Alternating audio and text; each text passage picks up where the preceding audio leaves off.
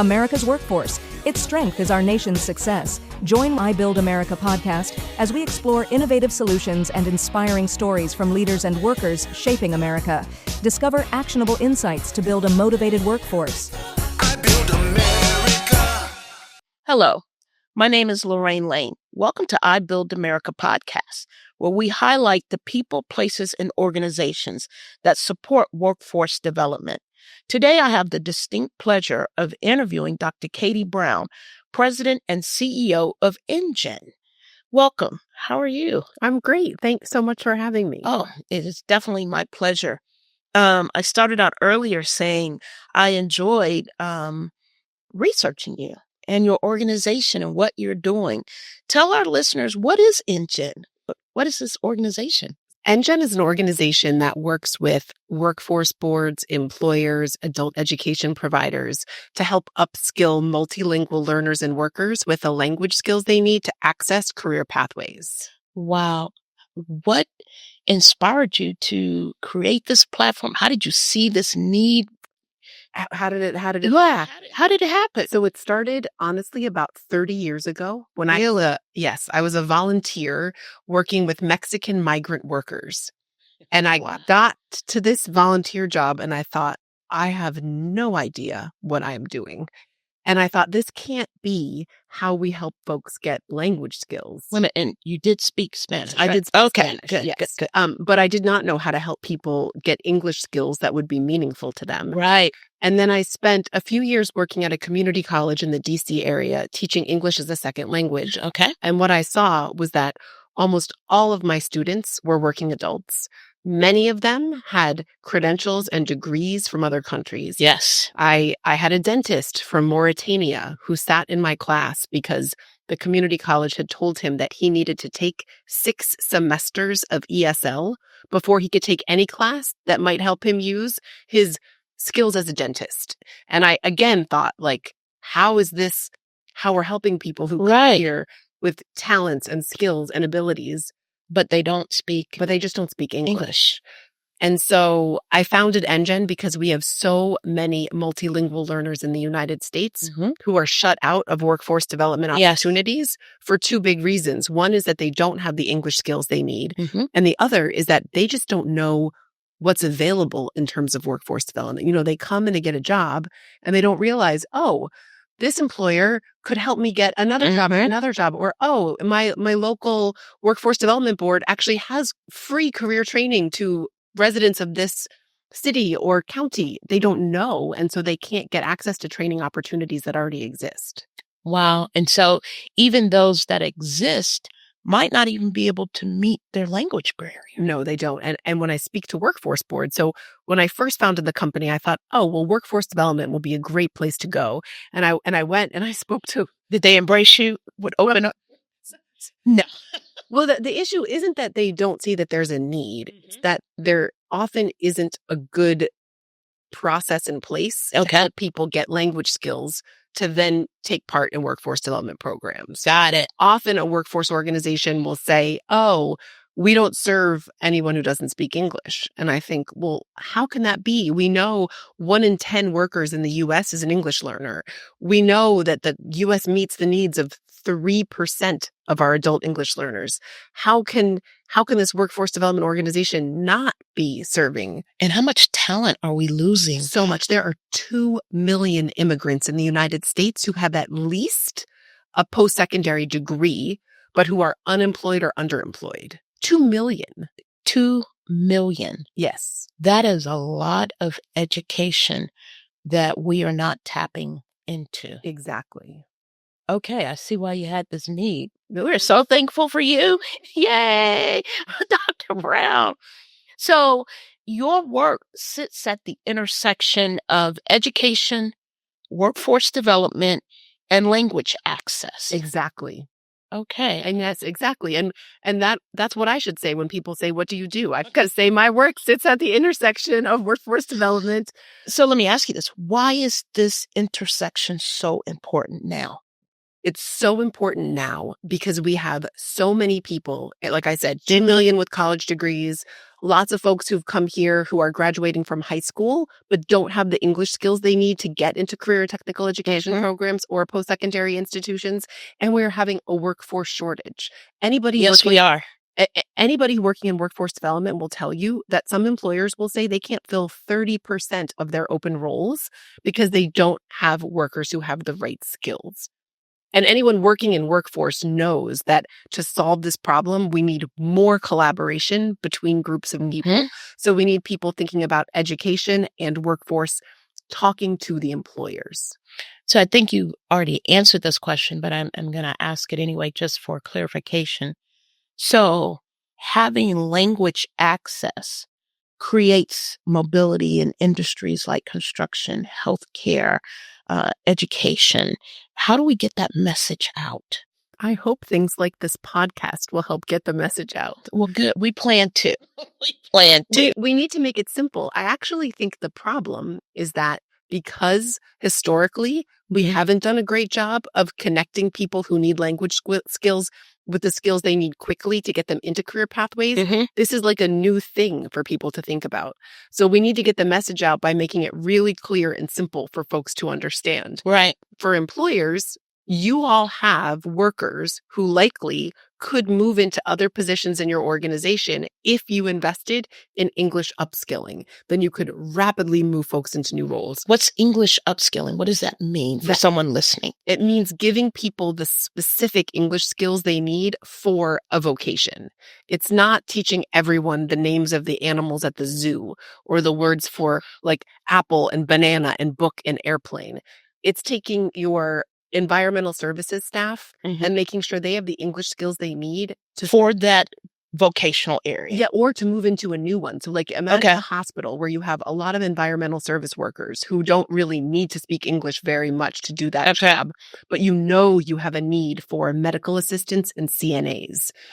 Help them get the language skills they need to get enrolled in a medical assisting program so that you can then start creating your own internal talent pipeline. You know, this sounds like EnGen pre-apprentice. It is. And we work in pre-apprenticeship programs. Really? Yeah. The state of Maine has some wonderful pre-apprenticeship programs where we serve folks specifically to get them into CNA and medical assisting roles, where then they get jobs as apprenticeships they get apprentices. Right. The employer attaches with. Yes. And then they move, then they get retained by the employer. There are other career pathway opportunities that open up within that employer. Absolutely. So if I were an employer, talking about a return on my investment, I'm bringing in, like you said, environmental service workers, and I could really pre-apprentice and see and get them moving into apprenticeship.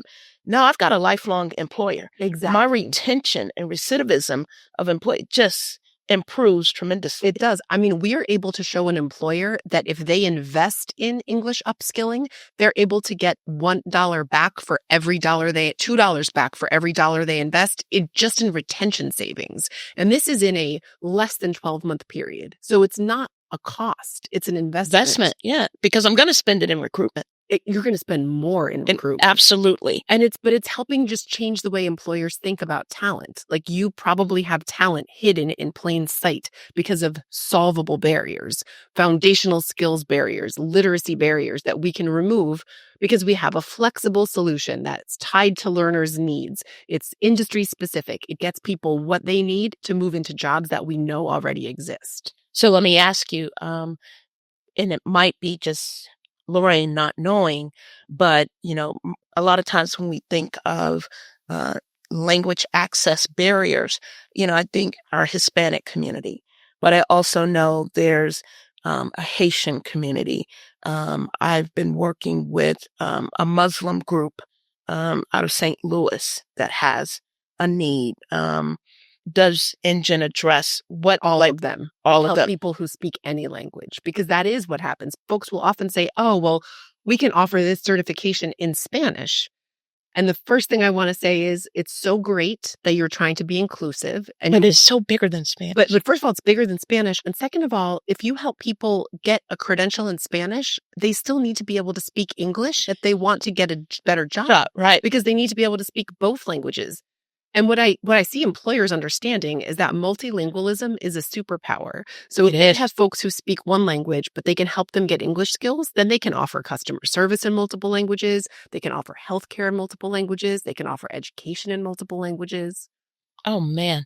And so EnGen is providing not just that, kind of breaking down that barrier if I speak Pashto. Farsi. Yes. But breaks that barrier down. But I'm also improving my English. Exactly. And so now I'm a multi-language employee, provide all sorts of resources, and I can go back to my community Exactly. and say, hey, this is an employer that supports. 100%. You're onto something. And we offer also coaching. And this is why I love working with workforce organizations, because we have career coaches who speak multiple languages. So when we get somebody who finds their way to us, either through an employer or through a state government or through a workforce board, we can talk to them in Haitian Creole or in Swahili, and we can understand, what did you do before you came to the US? What do you want to do now? What are your interests? And then we can look, working with the workforce board, okay, what are the open roles in this community? Which employers are hiring? What is the industry recognized credential we want to get this person ready for?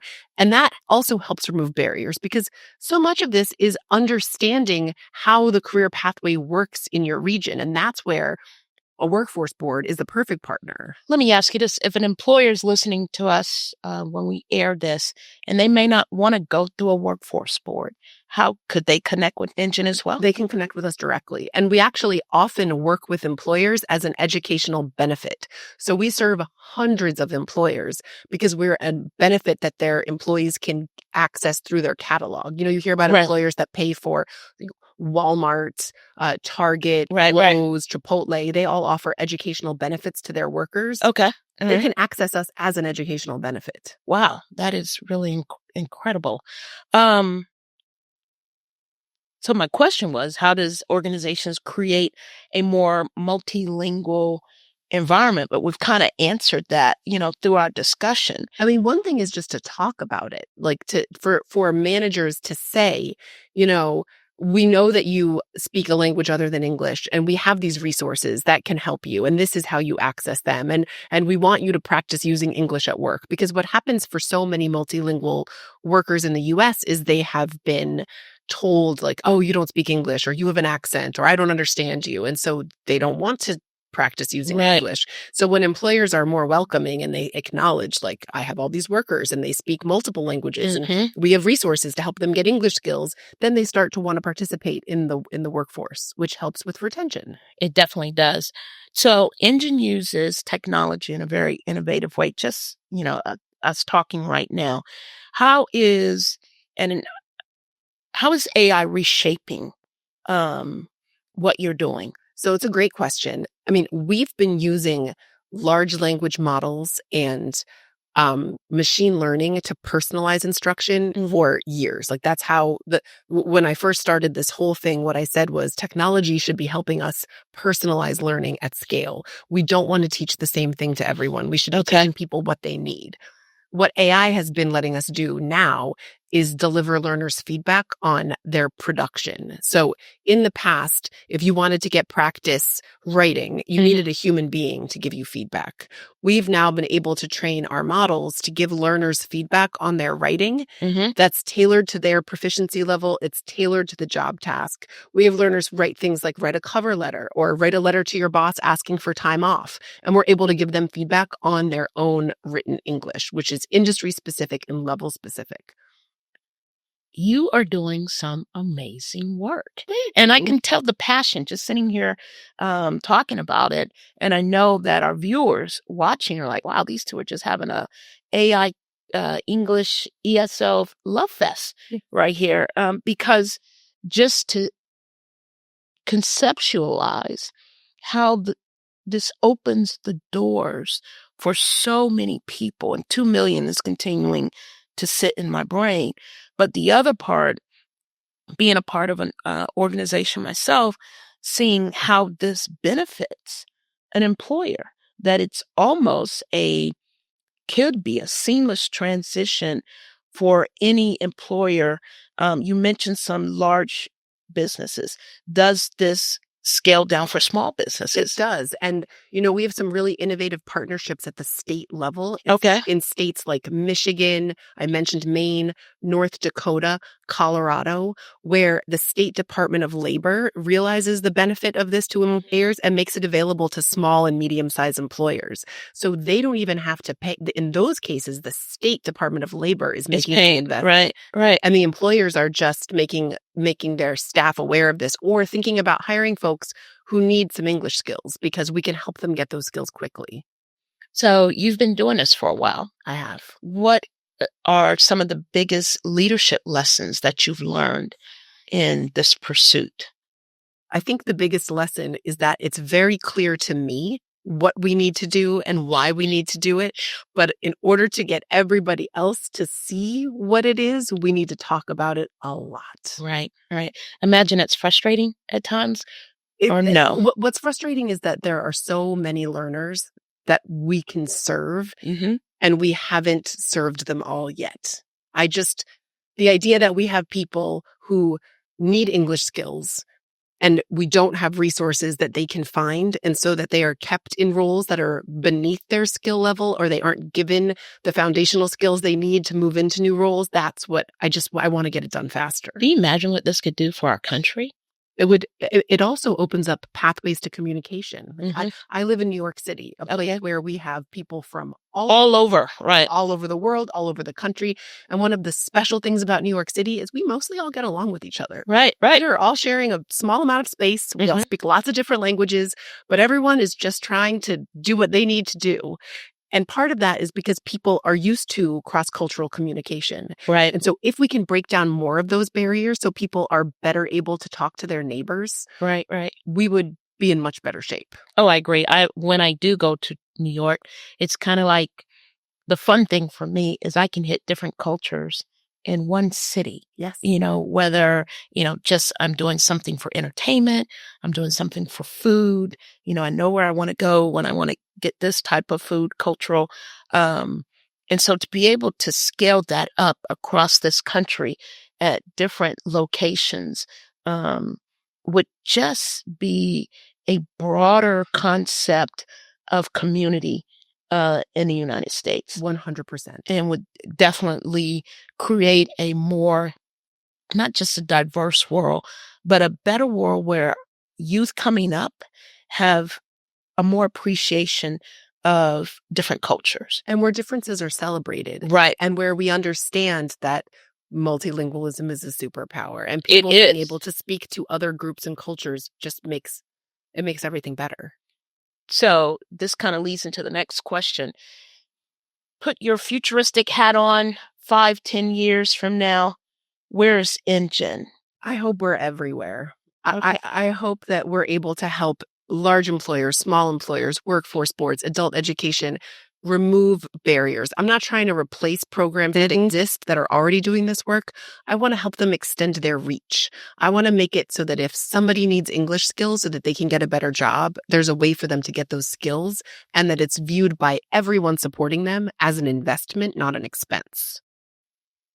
As an investment, not as an expense. Because at times I think we do see it as an expense, that those dollars are being taken away from someone else versus, oh no, we're going to be a better, stronger community with all of our citizens having access and availability to grow into careers and career pathways. Yes. And we'll also be more efficient. People ask me all the time, oh, with AI and translation, is what you do even important? And it's like, yes. Yes, it is. Translation. I'm glad you're touching on that. I mean, translation is amazing. And the tools we have now to automatically translate, those are amazing tools. I saw, what was I looking at? I can't remember. Maybe I was on my Instagram, and they're earpods now that can translate immediately. Yes. But I mean, you don't want to spend your whole life with an earpod translator immediately. No. And then your AirPod dies. You don't have the charging case. You don't know where to go. Right. You don't have Wi-Fi. Right. I mean, fundamentally, language is a tool that humans use to connect with one another. And so we can use other tools to help us figure out the language. But in the end, you're not going to be able to live your life with a translation app. Right. Well, the thing you said is connect with one another. Exactly. You know, the translation is me transactional. Yes. I'm getting something from you, whether, you know, I'm trying to ask you where the bathroom is, or, And that's great. And we should right. have And that we for need you. that. Yeah. But the connection of the community is where you're That's trying what to we go. need. I'm saying I've already put myself in EnGen No, I love shoes. it. So what legacy do you hope EnGen leaves in workforce? I hope EnGen helps workforce be better connected. I think it's a privilege to sit where we sit in workforce between adult education and workforce development and employers. And I think those organizations would all be better and stronger if they worked more closely together. And I think we're in a really unique position because we work with all three different groups to see how they could be better connected, because we need to be more efficient in helping people get the skills they need to get into the jobs we have that will give them opportunity for tomorrow. I'm excited. I'm excited too. I'm really excited. All right. So this is the fun part of the interview. Well, everything was fun talking with you, and educational and inspirational. I have to say, it's hopeful. And I appreciate what you're doing. Rapid fire questions. Book or podcast that inspires you? Oh my goodness. I love books. Reading is my favorite thing. My first word was books. Wow. But you know what podcast inspires me right now? What? Julia Louis-Dreyfus has a podcast. I like her. Wiser Than Me, where she interviews women who are older than she is about what they've learned and how they would maybe do things differently with all the knowledge they have now. And I think that there is never too much that we can learn from our elders. Oh, absolutely. And so I love that podcast. And I bet she puts a great comedic spin. She does. She does a great comedic spin. It's really fun to listen to. And she interviews super, super interesting people. Oh, I'm going to have to check that one out. Yeah, it's great. One thing every young professional should learn early. That it's okay if you don't have the answer to the question. Don't make it up. Acknowledge that you don't have the answer to the question, Right. And then go find out the answer. Go find out. Favorite song in your playlist right now? I could never just pick one favorite song. Okay. So what are you listening to? I'll try to tell you the last few songs that came on that playlist this morning. One of them was Respect by the late, great Aretha Franklin. Gotta love that. That'll get you moving any time of the day. It's on my morning playlist. Okay. All right. What's another good morning playlist song? I Follow Your Arrow. I think Casey Musgraves is the artist of that song. And that tells you that, like, you're never going to make everybody happy. No. So you should just make yourself happy. Absolutely. You listen to some good stuff, Dr. Brown. I do. Oh, very nice. Good. And a great podcast. I'm definitely going to check it out. We are at the conclusion, and I do want to thank you for taking the time to come and speak with us. I think the work that you're doing is inspirational, and I hope that our listeners, especially our employers, will reach out and find you. Look at what you're doing, our workforce teams. I know for sure when I get back to St. Louis, I'm doing a little research. Thank you so much for coming on board. Thank you so much. This was a good pleasure. Yes. Thank you for listening to the I Build America podcast. Please subscribe, share, and comment, and be sure to join us next time for more insights and inspiring conversations on building a powerful American workforce. I Build America, building workforce success one podcast at a time.